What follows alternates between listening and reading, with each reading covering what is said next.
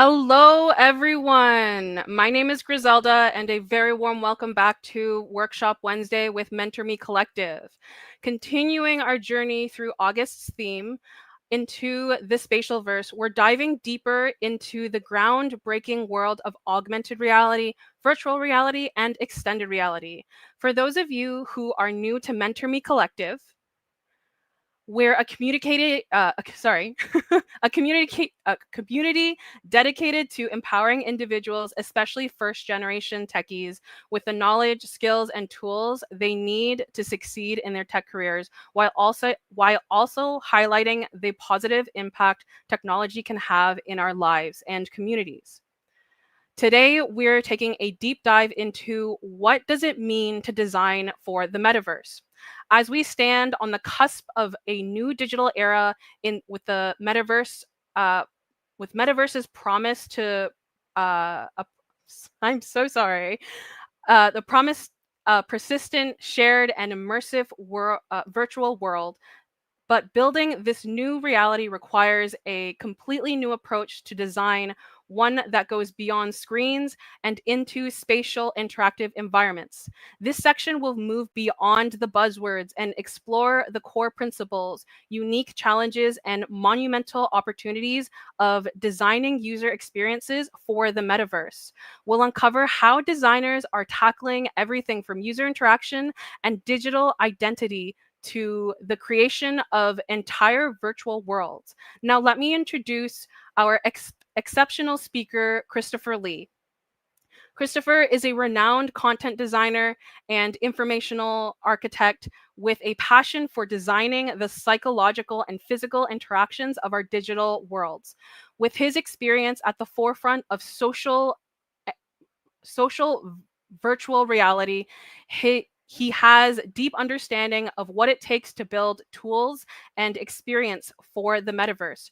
Christopher is dedicated to exploring how information and concepts can combine to create engaging, meaningful, and ethical experiences in this new spatial paradigm.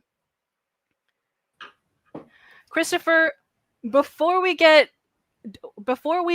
into this vital topic, let's break the ice with a question. If Sounds good. designing for the metaverse was a new kind of architecture, what's one rule of physics you'd invent for it to make it a more magical place? Oh, I love this question, Griselda. Ah, that's tough. But if I had to choose one, because there's a bunch of rules of physics and laws that I would want to defy, it would definitely be gravity. I would want to create some sort of floor that enables levitation of some sort because I think that that would just be a dope way to navigate a space. So definitely gravity. We're defying the laws of gravity. We're enabling levitation in the metaverse and That spatial sounds like a design. good time. That sounds like a really confusing time, I would imagine too, personally. All right. So chat, I want to hear from you. What's one thing you hope the metaverse will change for the better in how we work, play, or connect with others? Share your thoughts in the chat, and I can pop them up here in the video to see what you're thinking. Interested Anybody? to hear what kind of responses we'll get. I like this one. We'd be flying to work easy. That's what I should have said. We should have enabled flight, not just Yeah. levitation. It's good. It's good. I like it. All right, Christopher, we're so eager to hear your insights. Please share your screen and guide us through the fascinating world of designing for the metaverse. All right. Well, thank you once again, Griselda, for having me and to Mentor Me Collective. I'm going to go ahead and share my screen and then we will get started. So give me 1 second.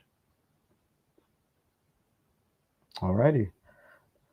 Hello, everybody. My name is Christopher Lee, and I am many things. But we'll go through an introduction. But I do want to start by saying, forgive me if I sound or look a little bit tired. I'm currently in London, but I'm typically based in New York City on the East Coast in the US. So Forgive me if there's any lethargy or jet lag or anything like that coming through, but there was no mountain that was going to keep me from talking today. There was no mountain high, valley low, river wide.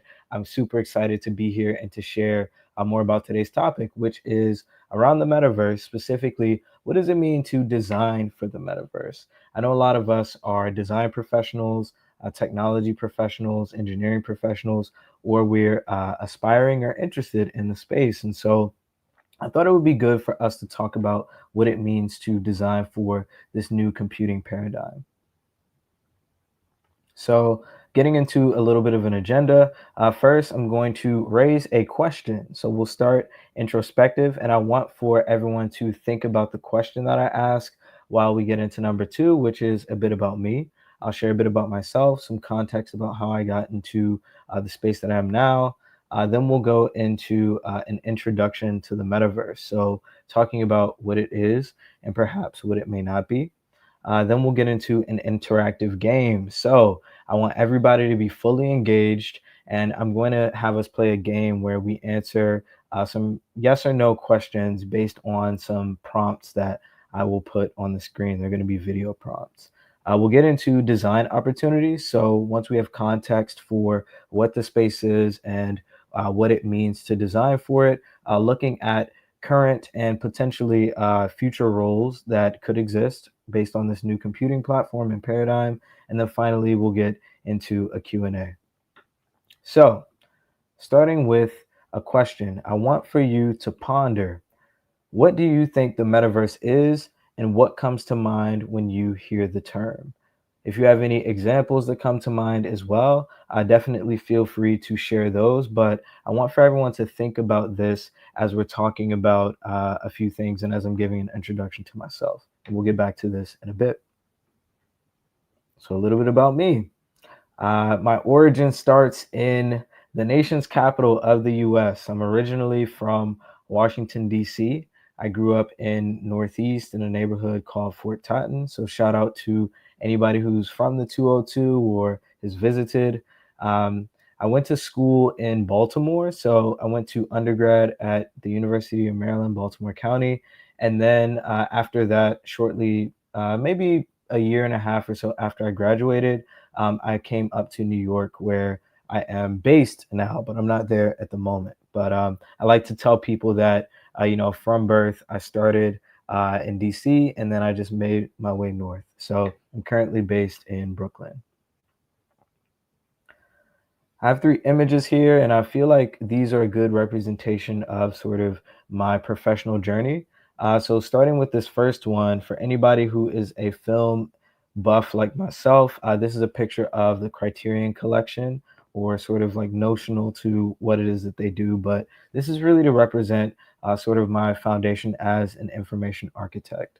So, really thinking about, as Griselda said in the intro, like how pieces of information combine to create concepts and how those concepts can be put together to create experiences. Criterion Collection is just one of many clients I've had the pleasure and privilege of working with throughout my career, but have done all types of formats and all types of business contexts and thinking about information architecture and thinking about content design, experience design. So everything from Volkswagen Motors of America to Con Edison. For anybody else who's based in New York City, I redesigned the paper bill that comes in the mail. Uh, so many different things at this point, but all of them have been within the realm of information architecture and content design. In the middle here, we have Meta Horizon Worlds. So this is getting more into the current context. I'm currently a content designer at Meta, specifically within our Reality Labs organization. And I work on the tools that people use to create environments and characters and experiences within the metaverse, as well as virtual reality. So we'll talk a bit about that today. And then finally, this third photo here is of someone using one of the devices for which I designed. So I wanted to share this because it really is much broader than just a platform. it really is a new human computing paradigm. And so we'll talk a little bit more about that as we get into things today. Another thing is that I am an adjunct professor. So you might see it in my lower third, but I teach in the graduate user experience and interface design graduate program at the New York Institute of Technology. I teach courses in information architecture, advanced research, usability, and testing. And so I've been doing that for almost 3 years now. And one reason that I wanted to share this is because, it really is important to me to give back.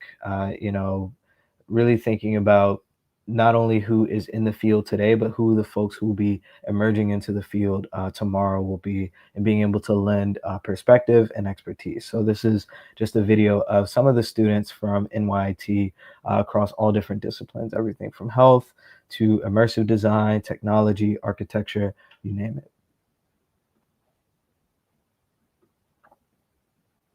Additionally, and there's a lot of different titles or different tags that I can claim, but one that people said is interesting that I've been encouraged to share more is that I am a brewer. Yes, I enjoy drinking beer, but more importantly, I enjoy brewing it. So I am a home brewing hobbyist.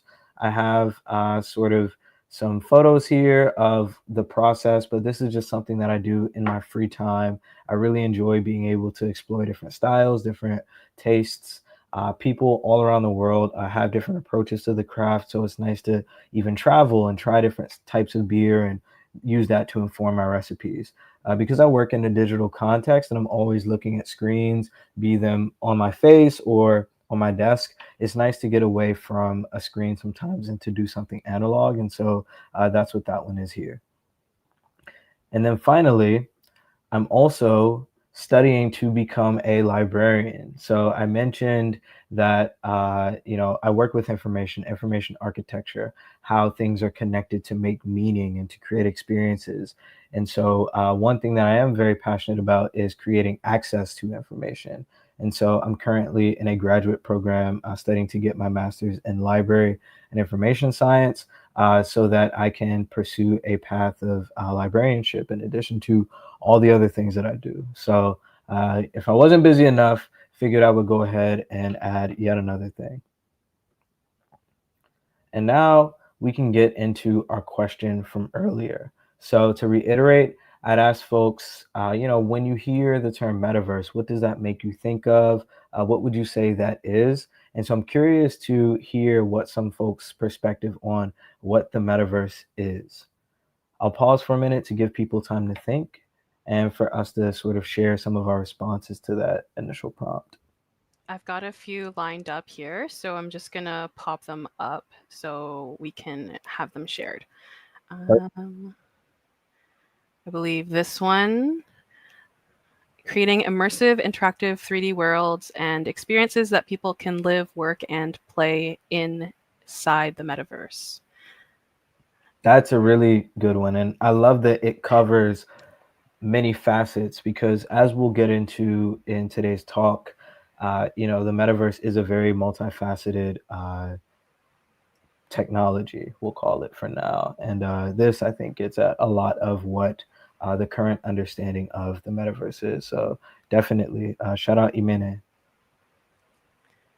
Let's see if I have another one. Where is it? There is. I think it's this one.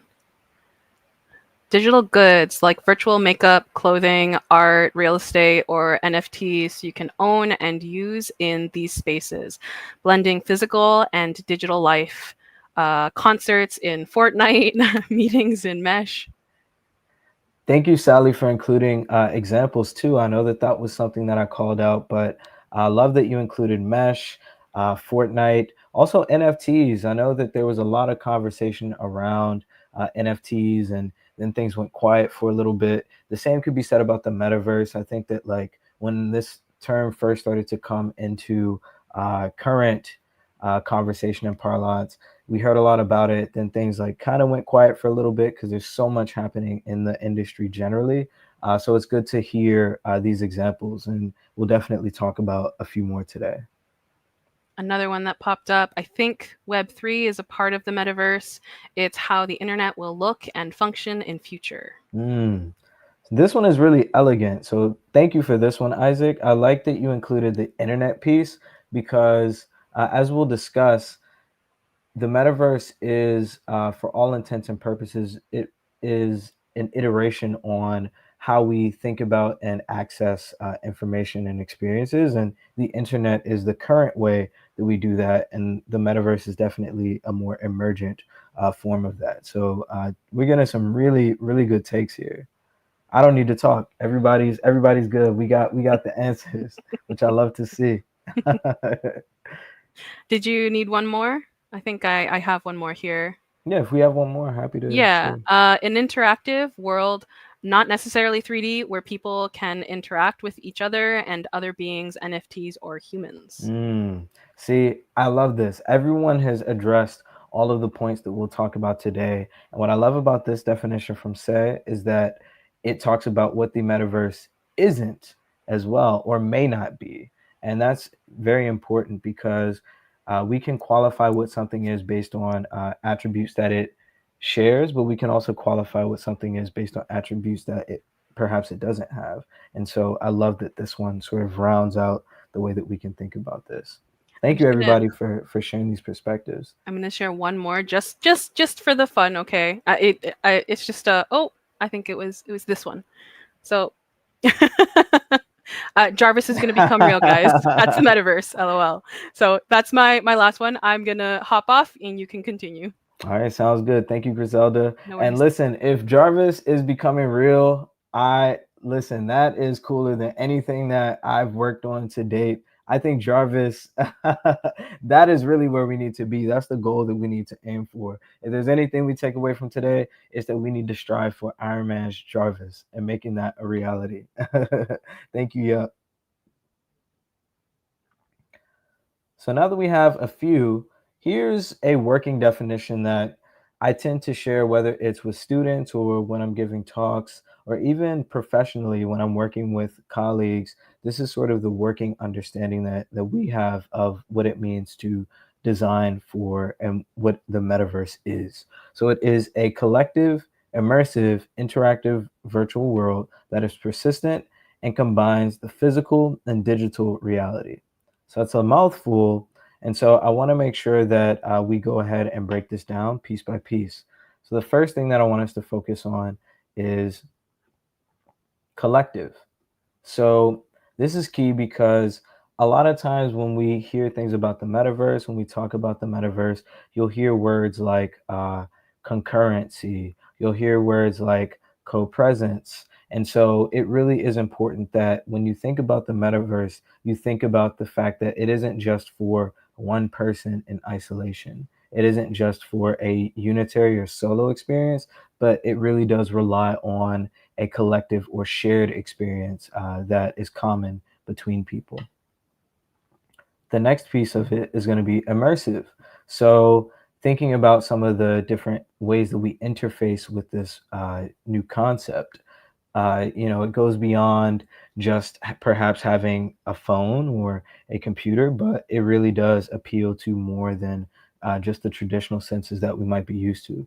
For a phone, for instance, you have the screen, and you have the interaction paradigm, which is your finger and your eyes and perhaps your ears. But what does it look like to potentially have something that involves haptics or motor functionality? This is where we get into that immersive idea when it comes to the metaverse. It's interactive. So when you push, something pulls. When you do something, there is some sort of response to it. What you do and how you behave in this platform has consequence on the environment around you. You can interact with it. It isn't a passive consumption experience, but rather you can do things that will have an impact on the experience that you're having.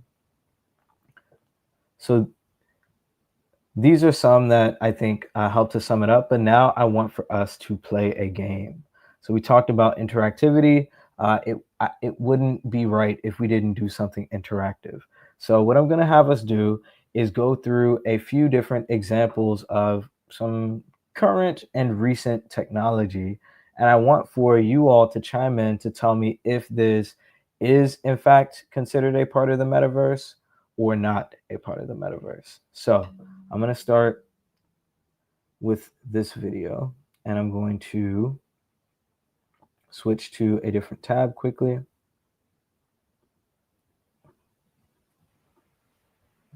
I'll help you out with the questions so you don't have to worry about Perfect. Thank you, multitasking. Griselda. No worries. So here is the first one. My God. Ah. Wow. Whoa. Well, that is insane. The weight of this is just such a game changer. It's comfortable. Yep. 100 grams is this is a big deal. Wow, it's super sleek already. This side and no cable. Yeah. I mean, that's freedom. Really nice. Yeah. Oh, your Kodak avatars. He is 3D. Yeah. That's nuts. Can you wink at me? No way. The multitasker in me is loving this. This is pretty crazy that I can do 4 things at once. The head tracking is good. The brightness is good. The color contrast is good. Field of view is excellent. I see it super clear. It's got a couple yeses. Learning with these will be amazing. Like piano, Okay. piano would be insane. So I'm seeing a yes. I'm seeing Yo, this immersive. is crazy. That's See another yes. Crazy. This is like breaking the 4-minute mile. It's so fast. Tracking is extremely good. Such good sound A design. lot of too. people are saying Wow, and- yes. and she's so clear. absolutely. When this became the television, that became the radio. So When that's what's okay, coming next. this is This is sounding the like a coolest thing. resounding. So cool. unanimous- Cool. Everyone This is game saying is yes. so this is- fun. Imagine being able to build an app with So- your name on it. This is interesting. I'll stop the share here. This is interesting. A lot of people are saying yes. I say this is interesting because I intentionally chose this example because it does not show what people are experiencing. Now, we don't have any evidence of what they're seeing. We don't have any evidence of how they're interacting with it aside from the wrist peripheral. All we see is their response to it. And I love that everyone was immediately able to identify that, yes, this is in fact considered a part of the metaverse. I would agree with that simply because it does check all of the boxes that we talked about. You heard some people, they're seeing things around them and they're able to touch things or interact with things. So it's checking a lot of those boxes. And they were able to interact with each other. So you heard one person say like, oh, can you wink at me? They talked about playing games and interacting with one another. So there was a sense of collective and shared experience that was happening there. So for all the people that said, yes, you're absolutely right. I also share this example because it looks a little bit different than what we're used to seeing when we think about the metaverse. I know typically when that term comes up, people immediately assume that it must mean a bulky headset of some sort. And what we're finding is that that isn't necessarily the case, that there are ways to engage in a metaverse experience that perhaps may not use the traditional form factors. And so in the case of what is currently called Orion, this being developed at Reality Labs, this is definitely an input and a way to participate in the metaverse. So I'll go to our next one.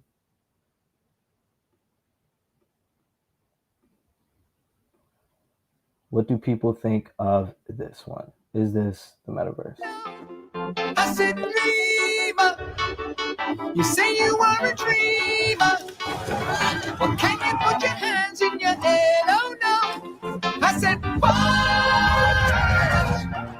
wanna take the you, the lady is. Well, you know, I'm seeing a lot of yeses pop up. I see some emphatic yeses.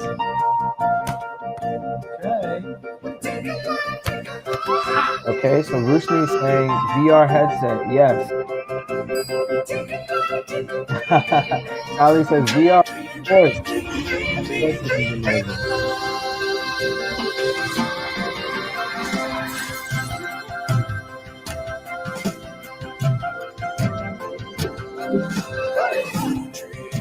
Okay, so I'm seeing I'm seeing a lot of commentary on this one.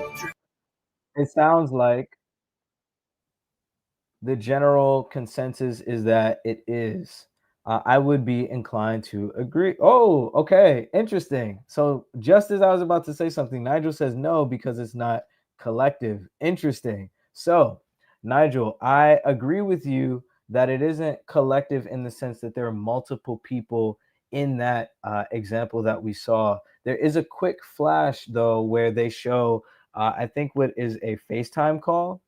And so that would be the piece where we would have that sense of like collective uh, experience happening. But great call out because that wasn't overt. And so based on everything that was happening, you could make the case that perhaps this isn't collective. It is just a solo experience. And that's something that I think there are different philosophies about as well when it comes to designing for it. You must also think, okay, well, what type of experiences do we want to allow? Is this more about passive consumption where I can chill and enjoy by myself? Or do I want to enable capability that allows me to perhaps call someone or take a photo or create some type of experience that goes beyond just the passive consumption? So we were on the fence. I'm glad that Nigel called that one out. I would be inclined to agree with that because there was a flash of sort of this interaction and collective experience via the FaceTime feature on. This one was the Apple Vision Pro in this case. Alrighty. Next example. Y'all are doing well. Now we got to up the stakes. Might have to increase the difficulty a little bit. Alrighty, this is our next example. Is this the metaverse?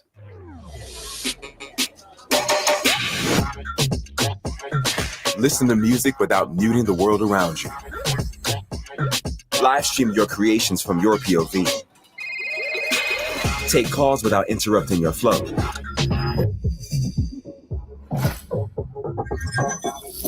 Capture your unique perspective in an instant, straight from your glasses. Ooh, a strong no The from next Marlene. generation of smart glasses by Ray-Ban and Meta. Okay, I'm seeing a lot of no's. I'm seeing a lot of no's. Interesting.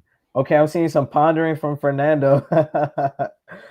This is an interesting one. Okay, I'm seeing, nah, that's not the metaverse. Okay, interesting. So it's not virtual, so it's not solid rationale.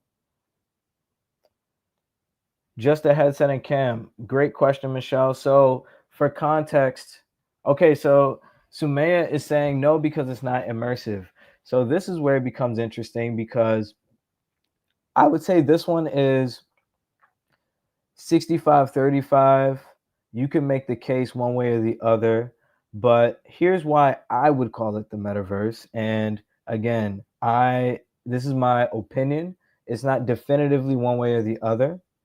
But one reason that this could be considered the metaverse based on our working definition is because, and I see we've got a lot of people, Kalisha saying on the fence. Again, this could go either way. So think about the device. This is, in this case, the Ray-Ban Meta. These glasses. Okay, so if this is metaverse, then so is Apple Watch. Interesting. So these are a head-mounted device. They enable you to record. They enable you to take phone calls, listen to music. They enable you to ask questions. So you could say, hey, Meta, and then ask a question about something. You can stream and interact with the people that follow you. Okay, I see it says, yes, you're bridging digital and real world, but not interacting with other entities. Interesting. So if there's no interaction, do we consider the phone call piece an interactive aspect of this device? Do phone calls count as interaction in this context? We'll be interested to hear what people have to say. Again, you could, okay, so it says you aren't technically interacting with virtual elements, so could it still count as immersive? That's a great question, Alex. I mean, let's say you have turn-by-turn directions as you're walking, but unlike Orion, where you could see these overlaid on the screen, instead you have audio turn-by-turn. And so it's like turn left when you reach this thing, or maybe it's using the camera input to detect when you reach certain landmarks and you're able to navigate using those. I mentioned that I'm in London. Maybe I'm walking to the Tower Bridge and it's using that input to detect my surroundings. And so, again, you could make the case either way. I do think that people who have a strong position on the fact that there's no augment or visual augment that is being interacted with, that's a really strong point of view. And this is something that comes up a lot during these conversations, because the thing is, there's no one to just say this is, this isn't. The reason I'm having us do this exercise is because we are co-creating this in real time. For those of us who are designers, for those of us who are emerging designers, we're the folks who are responsible to decide what is and what isn't. Or maybe it isn't binary, perhaps it's a spectrum. Maybe this device that we just looked at is like pretty metaverse oriented, whereas some other devices are very metaverse oriented. And so these are the types of conversations that are happening in the field. These are the types of challenges and meeting of the minds that help us to expand our perspectives and to evolve our definitions. So the perspectives that y'all are sharing are just as valuable for me as hopefully everything that I'm sort of guiding us through in this activity. It is definitely open. Nothing is firm and decided. Most times we're defining it as we go. Cool. I will take us to our next one in that case. And I'm very interested to see what everyone's perspective on this is going to be. And absolutely, Alex, no problem.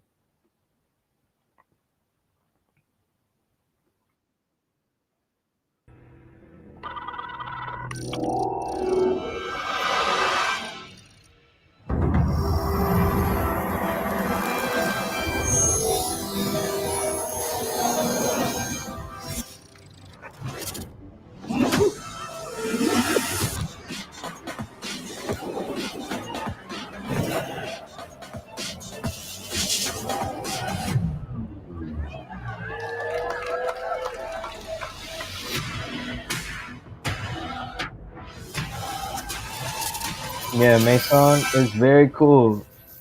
Cosm Theaters. A new way of experiencing a movie. Okay, I'm saying big yes. Interesting. Okay, I'm seeing a lot of yeses. Yes, maybe? Question mark? So I'm seeing a lot of yeses. I'm gonna have to be bad cop on this one. As amazing, agreed, Musa, as amazing and impressive and cool. Michelle says, so confused. Again, this is one of those ones that is hard. Alex is calling it out. This is where I was going with this one.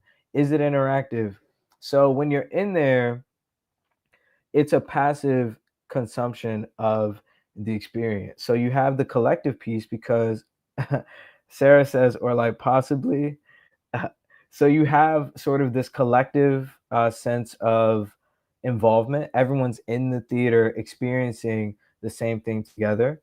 They have people who are sort of immersed in it because it goes beyond just the cinema bars. It really takes the entire theater and makes it a part of the immersive experience for you. But the one thing that I will say that it is not is interactive.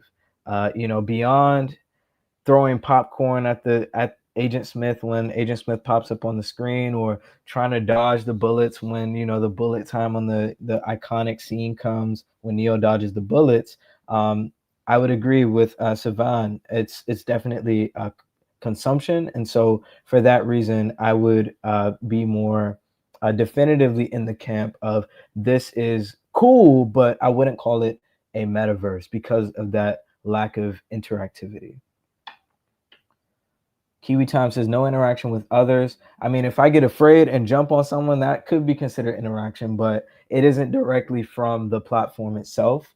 So I definitely agree on that point. This one isn't interactive in that way.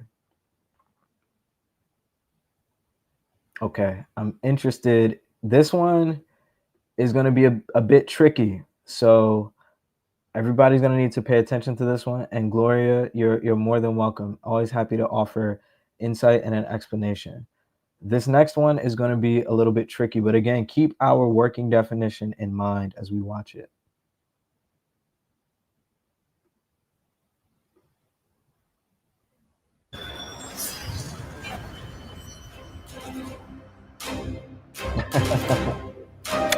Descending into the dark dungeons of forgotten memories, the mighty guardian found himself caught in an ambush.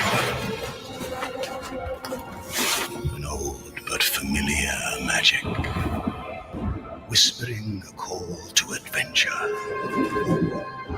Compelled by fate, he summoned the old fellowship.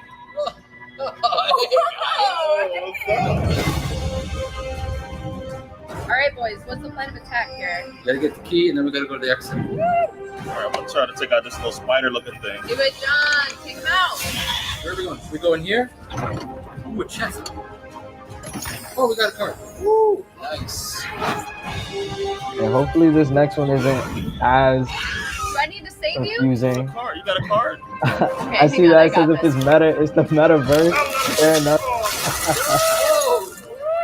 Okay, I'm seeing a lot of yeses. Ooh, okay, solid rationale, Michelle. Okay, Arena is saying no. I have a feeling this will get ugly. What in the Jumanji? Love you. This is definitely akin to a Jumanji, a Dungeons and Dragons tabletop type of experience. Here they come. I got you. Let's do this. They love you saying yes. The people saying yes.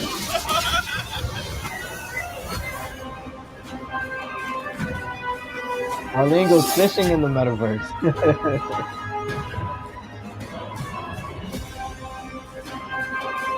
Okay, I like this checklist that we have going edited on with collective, interactive, and immersive. But y'all forgot one of the key pieces. I'm shocked. We've been doing so well. I'm like, where did we lose it? Because I didn't highlight this one. This is why it might have been a trick one, but a virtual world that is persistent. So not all of the boxes were checked. It has to be persistent. If we all put on a headset and we play Demio, we might have folks in New York, folks in other places. I'm in London right now. We could play this game together, but when we're done, the game is done. We couldn't just pick it back up in the same way. We couldn't pick it back up in the same way. Yup, it's okay. That's what this exercise is for us to challenge our thinking and to pay attention to our observation. Marlene, that would be considered a metaverse experience if it is persistent. If you can experience it with other people, if it's interactive and it's immersive and it's persistent, then absolutely. And so, yes, Ikechi, the persistent element is going to be key here because that is really what makes it a living thing. That's what gives continuity to the experience. If when you are there, when you come back, like it persists beyond just that one-time interaction. And so with the example of Demio, this is one of those things where it's fun to play. It checks all the main three boxes at the top, but that persistent piece is one that we want to keep in mind as well. All right, I have one more. I think we have a good set of examples and working operational definitions that I know we're going to knock this one out of the park. So let's see how we do with this final one.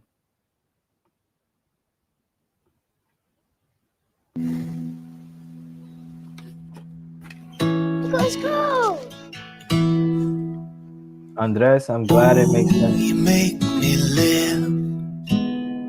Whatever this world can give to me, it's you, you're all I see.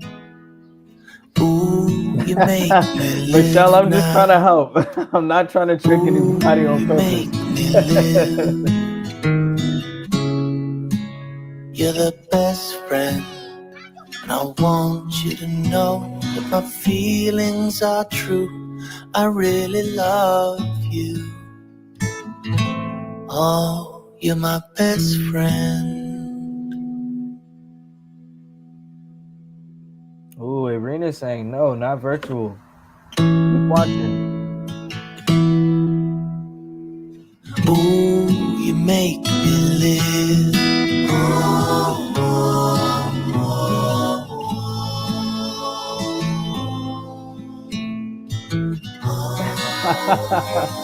Marlene, that's a song. You're my best friend. Good question, Oh, Nathan. you're my best friend. That's the question I'm asking everyone. Is this the metaverse? Consider everything that we discussed, and especially this most recent example. What were the 4 elements? Okay, Lovey is saying no. Okay, Sarah is saying wait, yes, maybe, question mark. Okay, Yosef says it's not virtual. Okay, so Squirtle started out in sort of the stuffed animal format, but then we see things evolved as the person that we're following gets older, and there's a time jump. We see the virtual Squirtle. So this is like bridging those two. So that would be the virtual piece. Seems immersive enough. We saw that they were walking and he was able to feed Squirtle like a berry, see things out in the IRL or real world. So there was an augmented overlay. There were other people who were interacting in that space as well. Okay, so Yup is saying I think yes, but maybe no. Definitely a possibility. But I think the one piece. Okay, perfect question, Henrietta. Is it collective though? So, in what we saw, you could argue that it isn't collective, but this is just based on what I know about the platform. Perhaps some people have used it before. Siberian is torn. Hopefully, we can talk through this one. But based on what I know about the platform and based on some of the nods that they show in the actual video that we watched, you saw other people who were interacting with their buddy Pokemon as well. And so that could be some sort of nod or implication to the fact that there is some interactivity available. There are also things like, they'll have a Pokemon in a public space, and so everyone can go and challenge it. Or you have gyms that are set up that you can go and compete against different people's scores. So there is an element of interactivity. It's immersive, as we discussed. We talked about the collective aspect as well. And then the persistent piece. Squirtle was there to say, Alex says, I think there's online features as well. Absolutely. So this is just to further iterate on and enable some of those collective and interactive components that we discussed. And then, of course, this is an interesting question too from Irina. Could the Pokemon interact with other Pokemon? So just knowing this, I can give a definitive answer on that and say, like, yes, that is a capability. But let's say we didn't see that in the video, then that would give us sort of something else to think about. Is, okay, does interaction only pertain to the experiencer or the observer? Does it apply to the agents or the characters within the experience? And that's one that I think that would be one of the type of things that we discuss to arrive to a conclusion about something like that. Does battling Pokemon in a gym count as Pokemon interacting with Pokemon? I would say so, because again, that you couldn't have that gym battle occur without those two characters, in this case, battling. So there is a necessary point of interaction for that badge or achievement or accomplishment to occur. So in that sense, I would say that yes, that does count as a form of interaction, but it's being observed versus experienced in that sense. Very good discussion. I'm loving all the perspectives that are coming up here. I'm going to do one more thing, and this is not this is not a part of us being challenged. This is more just to highlight sort of the possibilities, and it sort of shows as these things start to integrate, you'll see a lot of different use cases here. And Eddie Dong, is my pleasure. Always happy to share perspective, and I love the conversation that's happening here. So I want to sort of have us integrate all of what we've been discussing in this next video that I'm going to show.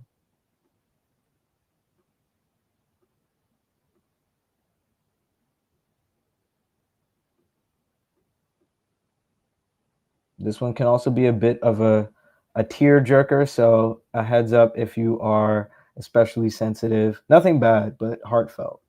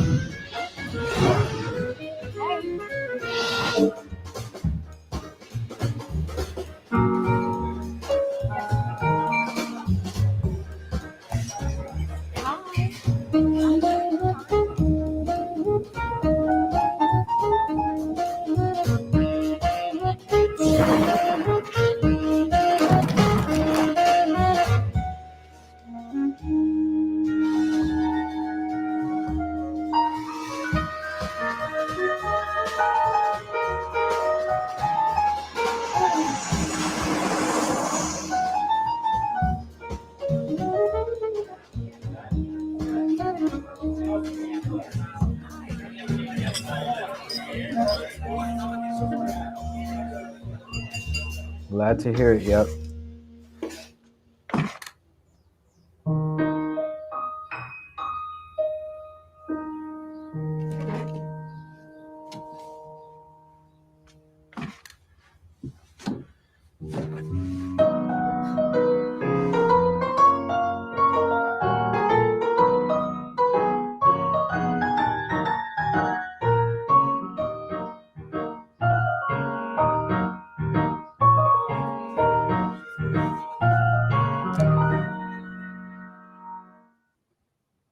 Yay. All right.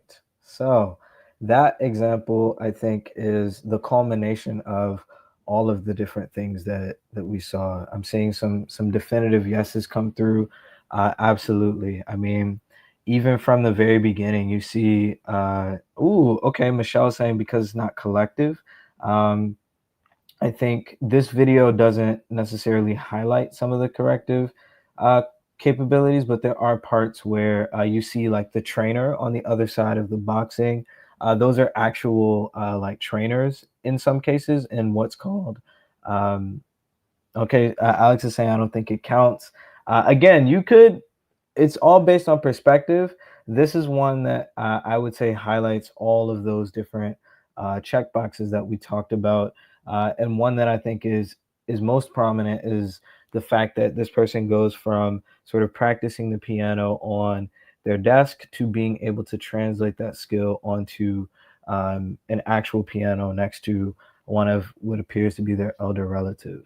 And so this just goes to show some of the various use cases for this that go and extend beyond just gaming. They extend beyond some of the traditional things that we come to think of these things as, but really getting into like fitness, creativity, practice. Yusei is asking, how is it persistent? So in that particular example, it's tracking your progress as you're working on the song, and so it the way that the tempo of the song is mediated based on your proficiency. So again, this is somewhat underpinned by my like knowledge of these things, but the purpose is for us to sort of understand the way that these metaverse paradigms like transcend these different barriers. Looks like we have no mixed reality blending, VR, AR, real estate, content world. Very interesting. Okay, so I'm not entirely clear on this one, but I think, or if I had to infer based on what I saw from the video, I definitely see how the translation from the sort of virtual, being able to use the computer to, or even the fitness piece that we talked about, there's different ways that this crosses and bridges the gap between the virtual and the IRL. We even saw that there was an intermediary when this person had social gatherings. So they were playing this game called Beat Saber, but all the people who were in the room could see what was happening on the screen. And so it creates that sense of like collective experience. Okay, yep. It looks like Marlene is saying fishing and Beat Saber are your jam, definitely. And I hear you on the motion sickness. A tip for anybody that gets motion sickness: one thing that has in some cases been shown to help with that is if you have like a fan, one of those oscillating fans, you can just put it on, and the constant directionality of the air helps you to kind of orient yourself. And so it can sometimes, some people have reported feeling alleviated motion sickness. But with that, I will get into sort of what we discussed at the beginning, which is what some of the opportunities around this are. So as we start to think about how things have evolved and how things look different now, so too have the different jobs or opportunities or what's going to be necessary for bringing the metaverse to more people. A lot of opportunities have opened up. So first of which is going to be the idea of like a UI UX designer. So traditionally this has been on 2D and then sometimes 3D components, but think about what it means to exist in a spatial paradigm. Understanding and creating new interaction patterns. The way that one interacts with the screen is much different than the way that one might interact if they're in a spatial environment. And so depth and reach and all these other experiences come into play for how a person will need to interact. Next is going to be sound design. So remember we talked about immersion. So this is relying on more than the standard senses that we use when we're perhaps on our phone or computer. Immersion includes everything from it could be haptics, it could be sound, and so sound is definitely key because directionality is one of the new things that is introduced by way of an immersive experience. So sound design is definitely picked up a lot of steam with design for the metaverse. Character artists. So, it's not just people like you and I who are using this thing. There are also characters or NPCs in some cases that inhabit these spaces. Sometimes they're there for meaningful interaction and, they become agents and they might follow you around like a Squirtle. Or in some other cases, maybe it's just someone that's helping you to learn how to do a specific thing. In other cases, it could be like the fitness thing that we saw where this person is what we would consider sort of a high fidelity representation of themselves, but what would it look like if we animated that person or illustrated that person? So character art has definitely been on the rise, as well as conversation design. So when you create a character, the character is just a body, but it needs a brain, it needs a way to think and interact, and conversation design incorporates all of these different aspects of a character. So thinking about voice, which is going back to sound, thinking about one that I don't have listed here, but the intelligence, so AI, and how these things are making sense of and meaning of the things that are being said and the inputs that it's receiving. Conversation design is definitely a huge part. 3D merchandising. I know that earlier someone mentioned something about like clothing. And so think about it. If this is a new platform in which we're representing ourselves, 3D merchandise is already seeing a lot of cool collaborations. We've seen everything from Valentino to Balenciaga to all types of things in the metaverse, like all these major fashion houses. And so people, they want to interact in these places, but they also want to look good. And so it could be anything from clothing, shoes, hair is a big one for people who, like me, maybe we have hair that has nuance to its texture. And so it's important that we have people who understand the way that our hair looks and the way that it behaves when it's put to different conditions. All of this is definitely opened up more. And then finally, VR prototyping. So thinking about the structures that we inhabit, thinking about things like vehicles or ways that we navigate, being able to prototype and build not just the inhabitants or the contents of worlds or experiences, but also the containers for those experiences. And so VR prototyping has definitely become a huge piece of that as well. And finally, I want to make sure that, before we get out of here, that we have some time to discuss, but this is where we'll conclude just to show sort of the possibilities based on everything that we talked about. So I want to say thank you to everybody for making time on this Wednesday evening. You could have been anywhere in the world. You could have been doing anything. You could have been in the metaverse enjoying different experiences there, but you chose to be here with the Mentor Me Collective and with me for this presentation and the survey of the metaverse. So here's my contact information. We'll have a Q&A now, but if you want to continue the conversation, if you have questions, thoughts, maybe you felt very strongly about one of the positions I took on one of these videos, and maybe you want to debate about it some more, I welcome all conversation and connection. So thank you again for making time. It's been my pleasure to share with everybody, and I'll open the floor for any questions or conversation points. Thank you. Thank you so much, Christopher, for giving us such a compelling look into the future of design and user experience in the metaverse. This has been truly enlightening and has definitely sparked our imagination. Now, like you said, let's open the floor for questions. I've got a couple saved here. You guys were dishing them out very quickly, so I'm going to pop them up on screen. Just give me a second. Sure.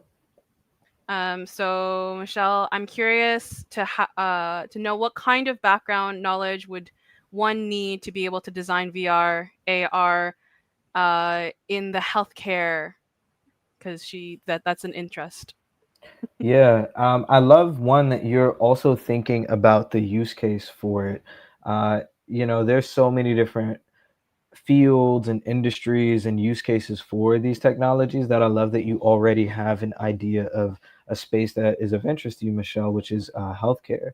And so in terms of the background and knowledge, I will date myself a little bit in saying that when I was studying and when I was in school, we didn't have very strong thought leadership, or we didn't have disciplines that were as well defined as they are now. And so now it's very possible to sort of learn from others, to go to meetups. There's so many communities around VR, AR, creation, hackathons. And the thing is, you don't necessarily have to be a bona fide designer. There, as I showed on that previous slide, there's so many different things that you can do.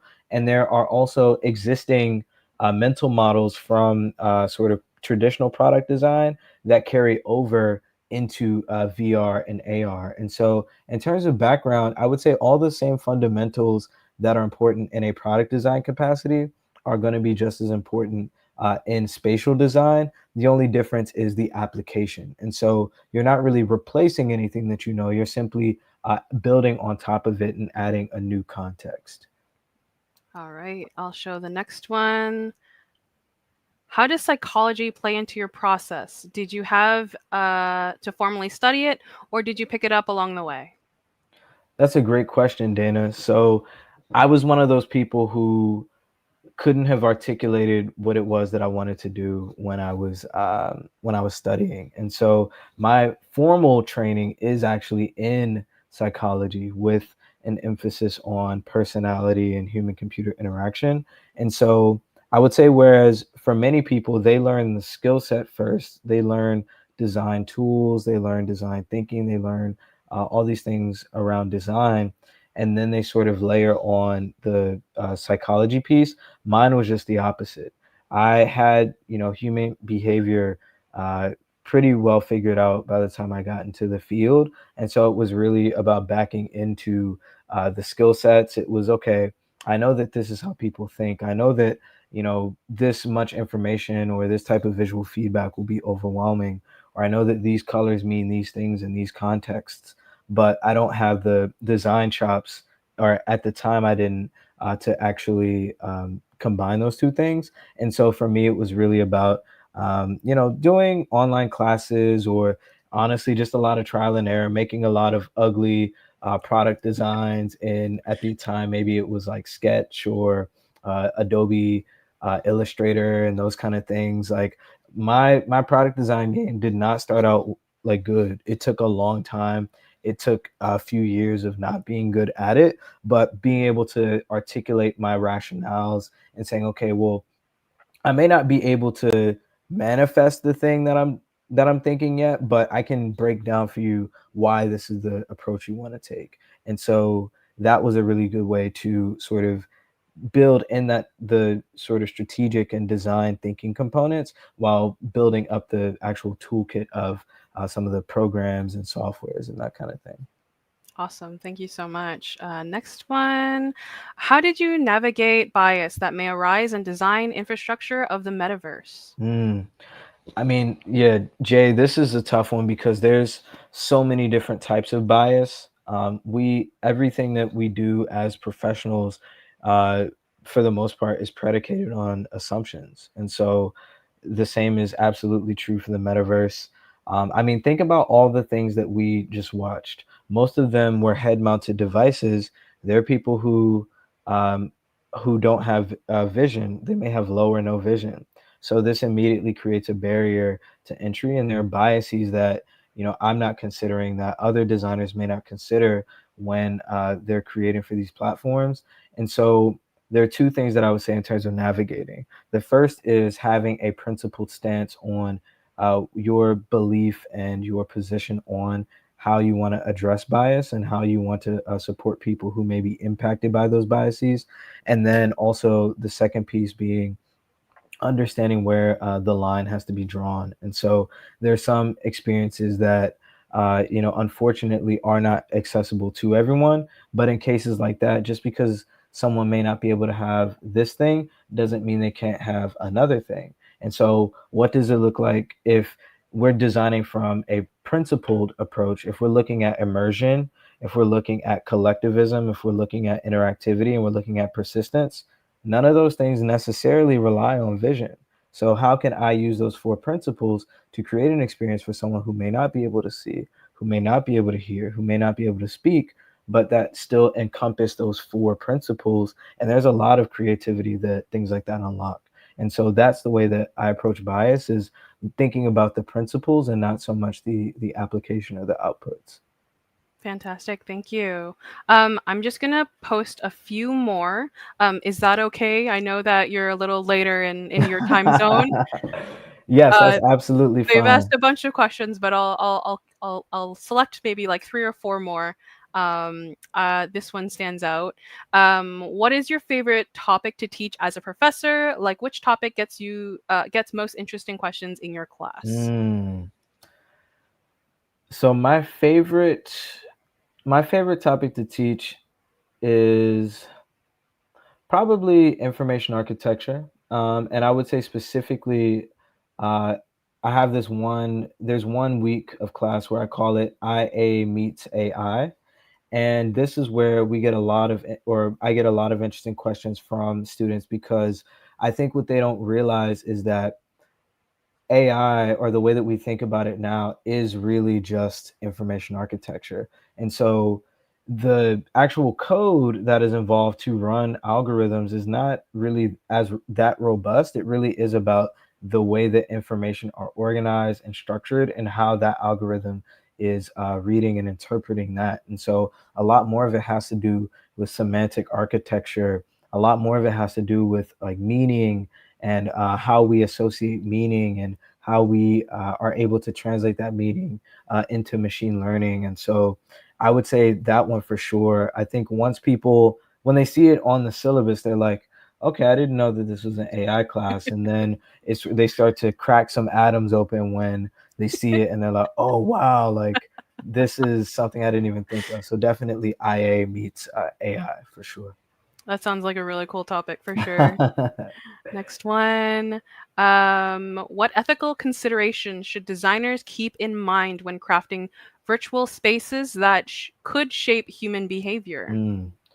Yeah, this is, I mean, ethically, it's tough because, the technology oftentimes outpaces policy. And so, to your point, Lakanti, it often becomes incumbent on professionals to have a sense of ethics in the way that they're approaching it. And so I would say something to keep in mind is the fact that, you know, while there are age restrictions on certain experiences, as these age gates become more sophisticated, so too do, the young people who may be interested in using or interacting with those experiences. And so I think making sure that you are very transparent and upfront about setting expectations for the virtual spaces that you create, that helps to at least communicate the fact that you did it with a sense of ethics and a sense of foresight. So, if I make a rated R movie, for instance, I am not going to sell it to someone who's under 17. But if a kid sneaks in through the back of the movie theater and they see the rated R movie, well, at least I know that I gave it the appropriate rating. I did everything that I could do at sort of the ticket booth to ensure that we're not selling to people who aren't of age. And so at that point, all of your sort of bases were covered, and you're designing in alignment with your ethics at that point. Fantastic. So I've got two more, and then we'll let you off the hook. This one. My question is, what are your top 3 books recommended to read, if you have any? He's wanting some books to read. Ooh, okay. So I don't know if this is specific to the topic of today, or if this is like in general. So I'm gonna answer generally. One that I recommend to everyone, I've even given it as a required reading in one of my classes, is it's called The Creative Gene by Hideo Kojima. For anybody who is unfamiliar, Hideo Kojima is who I consider to be one of the most brilliant storytellers of our generation. He's responsible for the video game Death Stranding, as well as the Metal Gear series. And The Creative Gene is a compendium of interviews with him about his creative process and how he draws inspiration and how these things manifest in his work. It's immensely inspiring, and I highly recommend that. Excuse me. A second book that I would recommend, this is tough. I would say Folding the Red into the Black by Walter Mosley. So Walter Mosley is an author who's known for the Easy Rawlins detective series. Also, that's what the movie Devil in a Blue Dress was based off of. But he's a really talented author, and he wrote this one book called Folding the Red into the Black, and it is his sort of perspective on ways to take the best parts of socialism and capitalism and merge them into sort of an economic and political approach that he feels would be beneficial for society. It's something that I wouldn't say that I didn't already like think about, but it gives you the vocabulary for things, and some good conversation points that you might want to bring up. So it's just like general edification, and then I should probably give one that's closer to like the subject at hand. So if it's that one, I would probably say Chip War by Chris Miller. And so Chip War explores the history of the the current state of the sort of chip manufacturing industry. It starts with like the origins of how these different companies came to exist. It goes through like the supply chain, how that informs geopolitics. And so this is a really interesting one because it starts to give you perspectives on more than just the end results of the things that these chips enable, but there's so much more, and it's very nuanced and layered, and it's just an incredibly gripping read. Like I found myself like staying up late just to get through it. So I would definitely recommend Chip War. Also, let me make sure that. We need books like that. Go ahead. Oh yeah, for sure. Okay, yeah, it is Chris Miller. Cool. Wanted to make sure I didn't Okay, nice. give the wrong author name, but yep. All right, and last but not least, you guys did have a ton of questions. I'm sorry we didn't get to all of them, but I think this one is really helpful for anyone who's looking to get started or is interested. What would you recommend as a learning path or first steps to getting started? My advice would be to use the stuff. So even if you don't have like the devices themselves, well, one, there are a lot of metaverse experiences that are available on your smartphone. So if you have a smartphone, you have access to the metaverse. That said, there are maker spaces, there are libraries. Public libraries have a lot of these devices available to use. I would start by just using the stuff and developing a point of view on it, trying it out, being like, this is what I really enjoyed. This is what, I would maybe change. Here's something I didn't really like as much. Here's something that I think could be better. Developing and forming a point of view on this is going to be really key because, as I mentioned earlier, a lot of this stuff is undefined, and we need people that have a strong point of view on it. So I would start there. And then in terms of more, I would say, tangibles, I would read any of the books that are coming out more recently about just ways to design for these new platforms. So thinking about virtual reality, a lot of people here are already versed in design or technology or engineering to some degree.